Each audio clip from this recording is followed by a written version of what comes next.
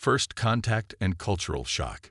James Chen stood at the observation deck of Harmony Station, watching as the blue marble of Earth slowly rotated against the backdrop of endless stars. 6 months into humanity's first official alien exchange program, and he still couldn't believe he'd been selected as Earth's representative. The diplomatic mission was simple on paper: live alongside representatives of 7 different spacefaring species, learn from each other, and build the foundation for peaceful interstellar relations. The reality, however, was far more complicated. Earth James, your biometric monitor indicates elevated levels of dehydration. Your species' requirement for constant water intake remains inefficient. The voice belonged to Zira, an Aquarian whose silvery skin reflected the starlight in iridescent patterns. Despite her critical tone, James had grown fond of her persistent curiosity about human physiology. "Just James is fine," he reminded her for perhaps the 100th time. And yes, I was about to get some water. The Aquarians were one of the more fascinating species aboard Harmony Station. Evolving on a desert world with scarce surface water, they had developed highly efficient bodies that recycled nearly 99.8% of their moisture. Their home planet, Aquaria Prime, despite its misleading name, was mostly barren desert with a few precious underground aquifers that had shaped their entire civilization. "I will accompany you," Zira announced, falling into step beside him. She was shorter than James by about a foot, with large, almond-shaped eyes adapted for the low-light conditions of their underground cities. "The Council has requested that I document more aspects of human biological functions for our xenobiology database." James suppressed a sigh. The constant observation was part of the cultural exchange, but sometimes it felt like being the zoo exhibit. "Sure, but remember what we discussed about privacy." Zira's head tilted slightly, an Aquarian gesture of acknowledgement. "Your species' inexplicable need for solitude during certain biological processes. It remains inefficient but will be respected."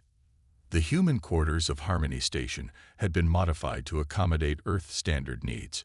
Gravity generators calibrated to 1G, atmospheric composition adjusted to Earth normal, and perhaps most importantly, proper plumbing. The latter had been a significant engineering challenge, as most species aboard used various waste reclamation systems directly integrated with their living spaces. After getting a glass of water from the dispenser in his quarters and drinking it under Zira's fascinated gaze, James felt the inevitable need to use the bathroom. "I need a few minutes of privacy now," he explained politely. Zira stepped back but remained curious. "You will engage in water elimination. This is the 3rd time today. The inefficiency is remarkable." "Just how we're built," James replied with a shrug, entering the bathroom and closing the door behind him. The sound of running water as he flushed moments later triggered something unexpected. The bathroom door slid open with surprising force as Zira overrode the privacy lock with her administrative access. "What are you doing later?" Her usually melodic voice had risen to a shrill cry, her silver skin flushing with deep blue patterns of distress. James froze in shock, hastily adjusting his clothing. "What the Zira? Privacy. We talked about this." But the Aquarian wasn't listening. Her attention was fixed on the toilet as the water swirled down. "You're discarding perfectly good water into space." Horror filled her large eyes. "It's not. That's not how it works," James stammered, embarrassed and confused. "The station recycles all water. Nothing is wasted." Zira was trembling now, and James realized with alarm that she was experiencing something beyond mere curiosity. This was cultural shock in its purest form. "On my world," she said quietly, 3 families could live for a month on the water you just flushed away." Word of the water incident spread through Harmony Station with remarkable speed.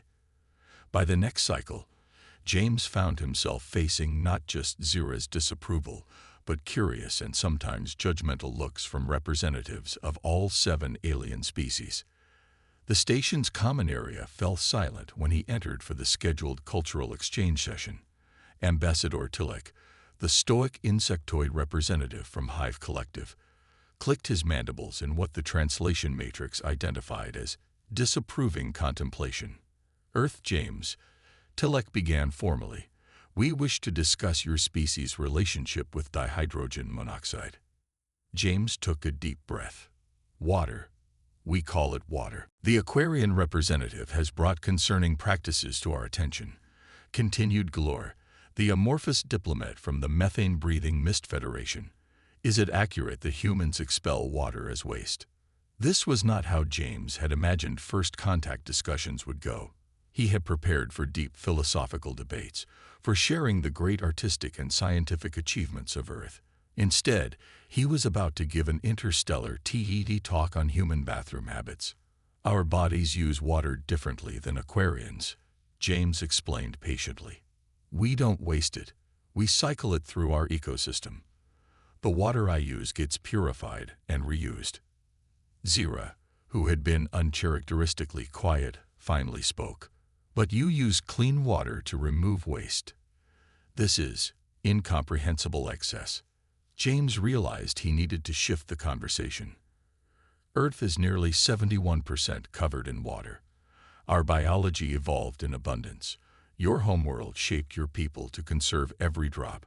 Neither approach is wrong. They're adaptations to different environments. The explanation seemed to ease some tension, but Zira remained troubled. On Aquaria Prime, water thieves are executed. Children are taught from birth that wasting a single drop is violence against the community. For the first time, James truly understood the gulf between their experiences. This wasn't just about biology or plumbing.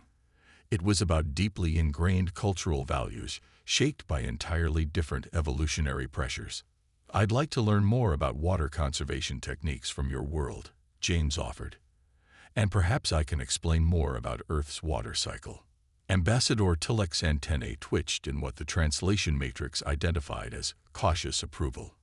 Exchange of environmental management practices was not scheduled until the third phase of cultural integration. The insectoid noted, but circumstances suggest accelerating this portion of the program would be beneficial. Over the next few days, James found himself in an increasingly uncomfortable position. The station's environmental engineers, fascinated by the controversy, had begun monitoring and publicly displaying water usage by species. Humans, represented solely by James, topped the chart by an embarrassing margin. Each time he showered, drank a glass of water, or used the bathroom, the usage was tallied. Zira had taken to following him constantly, her expression growing increasingly troubled as the numbers climbed. Your daily water consumption would sustain an Aquarian community of 50 individuals, she informed him one morning. The Council is concerned about resource allocation if more humans join the exchange program. James ran a hand through his hair in frustration. But the station recycles everything. I'm not depleting any resources. The energy required for purification, Zira countered. The unnecessary processing cycles. These are not infinite resources. James realized he needed a different approach. Technical explanations weren't bridging the cultural gap. That night, as he lay in bed staring at the unfamiliar constellations through his viewport, an idea began to form. Understanding and resolution. The tension aboard Harmony Station had reached a breaking point. 3 weeks after the bathroom incident, James found himself facing the full Interspecies Council, representatives from all 7 alien civilizations seated in a semicircle, their diverse biologies united in concern over human water usage. We have reviewed your biological data, began Elder Morak, the ancient gas giant dweller whose translucent body pulsed with bioluminescent patterns. The quantities of water required by humans are troubling. James had prepared for this moment. Before we continue, I'd like to request permission for a demonstration. I need 2 days to prepare and access to the hydroponics bay. The council members communicated silently through their neural interfaces, a technology humans hadn't yet mastered. Finally, Tillich spoke for the group. Permission granted, with supervision by Aquarian representative Zira. That afternoon, James led a reluctant Zira to the station's research archives. "I need to understand your planet's history better," he explained. "Not just the biology, but your cultural relationship with water."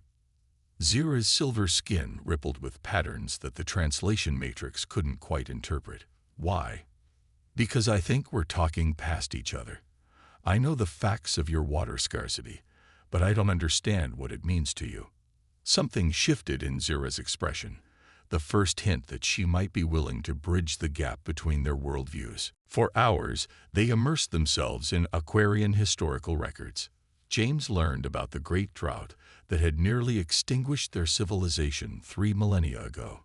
He watched holographic reconstructions of the water wars, where cities had fallen not to advanced weapons, but to the simple cutting of underground aquifer access. Most importantly, he witnessed the spiritual ceremonies that had evolved around water conservation, the beautiful, haunting rituals where Aquarian children received their first moisture reclamation suits, symbolizing their commitment to community survival. "Your entire civilization," James said softly, "is built around preserving every drop." Zira nodded. "As it must be. On Earth, we have deserts too," James explained, "and people who live there developed similar conservation methods. But most of our planet experiences regular rainfall. Water falls freely from the sky." Zira's eyes widened. "Your historical records mentioned this rain, but I assumed it was rare, perhaps seasonal. In many places, it happens weekly or even daily," James explained. "Earth has oceans so vast you can't see across them. Rivers that flow continuously for thousands of miles." For the first time, he saw uncertainty in Zira's expression, the beginning of understanding that her norms weren't universal. The next day, James began work in the hydroponics bay. Under Zira's watchful gaze, he reprogrammed one section to simulate Earth's water cycle. He adjusted humidity controls, temperature gradients, and atmospheric pressure. By evening, he had created a miniature version of Earth's ecosystem. "Tomorrow," he told Zira, "I'll show you why humans use water the way we do." Word had spread throughout the station. When James arrived at the hydroponics bay the next morning, he found not just Zira, but representatives from all 7 species waiting curiously. "Welcome to Earth, or a small piece of it," James began, gesturing to the sealed environmental chamber he created. "What you're about to see happens constantly on my planet." He activated the program. Inside the chamber, humidity levels rose rapidly as water evaporated from a small reservoir. Soon, condensation formed on the transparent ceiling of the chamber. As the temperature differential increased, small droplets began to form. Then it rained.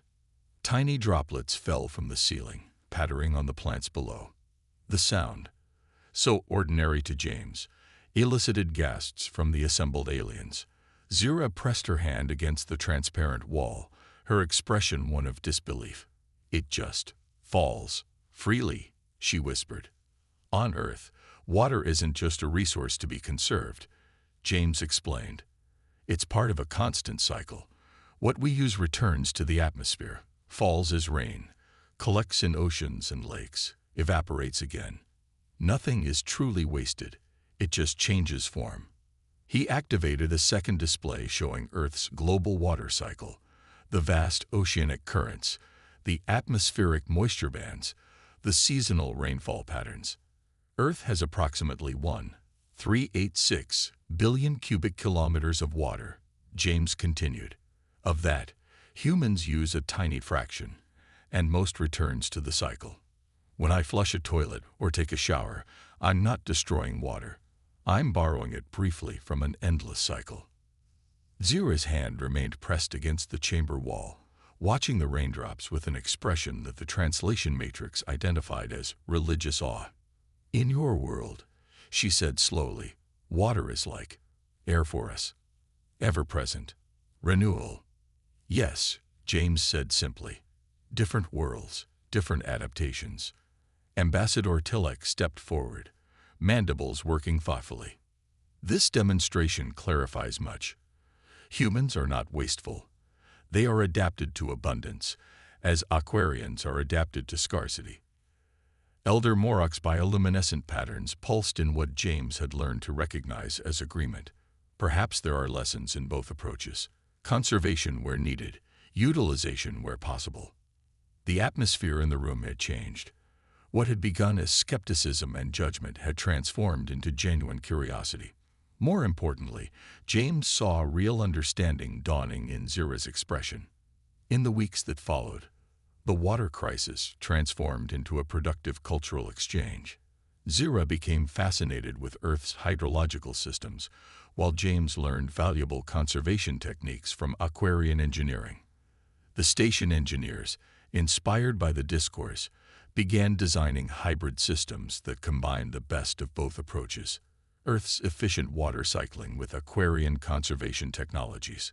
One evening, 6 months after the infamous bathroom incident, James found Zira at the observation deck, gazing at Earth. "It's beautiful," she said without turning. "All that blue. I couldn't comprehend it before, but now, I understand why your people see water differently." James smiled. "And I understand better why your people hold it so sacred." Zira turned to face him, her silver skin reflecting starlight. "The Council has approved my request. I'll be visiting Earth next year as part of the exchange program's second phase." "You'll love the rain," James promised. "I've requested assignment in one of your desert regions first," Zira admitted. "Perhaps Nevada or Arizona. I want to see how humans adapt when faced with scarcity similar to my homeworld." James nodded appreciatively. "Smart approach. You'll see that humans can conserve too, when we need to." As they stood together watching Earth rotate slowly below, James reflected on how something as simple as a toilet flush had launched 6 months of interspecies diplomacy. First contact hadn't been defined by grand philosophical exchanges or technological sharing, but by the everyday realities of biological needs and planetary adaptations. "You know," Zira said thoughtfully, on Aquaria Prime, "there's an ancient saying, 'Know the value of water, and you know the value of life.' I think I understand now that value can be measured in different ways. And on Earth, we say, 'Don't miss the forest for the trees,'" James replied. "Sometimes we get so focused on our own perspective that we miss the bigger picture." Zira's skin rippled in what James now recognized as laughter. "Your Earth sayings are strange, but I'm beginning to appreciate them." As Harmony Station continued its silent orbit, the unlikely friendship between a water-conserving alien and a water-abundant human symbolized the true purpose of the exchange program: not just tolerance of differences, but genuine understanding and appreciation of alien perspectives. And it had all started with a flush.